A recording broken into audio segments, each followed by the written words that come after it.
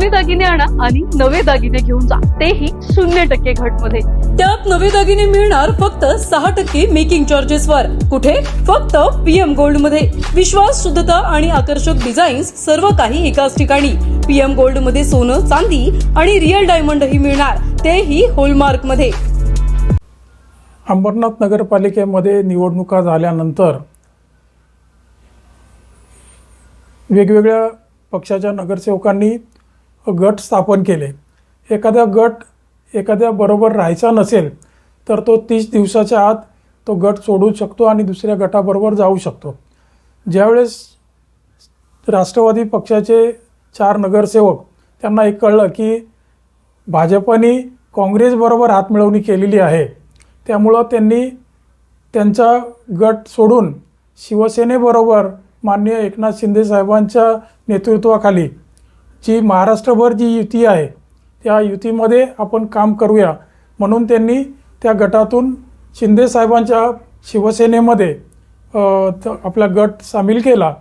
आणि उपनगराध्यक्षाची निवडणूक ज्या दिवशी झाली त्या दिवशी त्या निवडणुकीचे पीठासीन अधिकारी म्हणून नगराध्यक्ष मॅडम होत्या।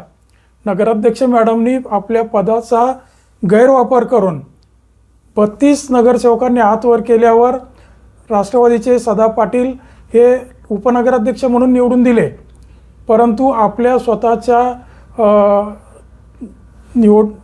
पीठासीन अधिकाऱ्याचा गैरवापर करून त्यांनी भाजपचे 3 नगरसेवक हे घोषित करून राष्ट्रगीत बोलले आणि सभा संपवली। त्याचमुळं ते स्वतः हायकोर्टात गेले आणि हायकोर्टाने कलेक्टर साहेबांकडे पाठवलं। मान्य जिल्हाधिकाऱ्यांनी आज निकाल दिलेला आहे की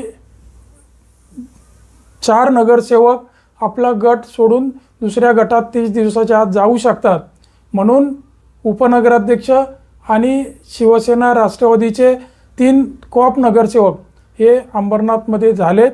हा विजय सत्याचाच आहे।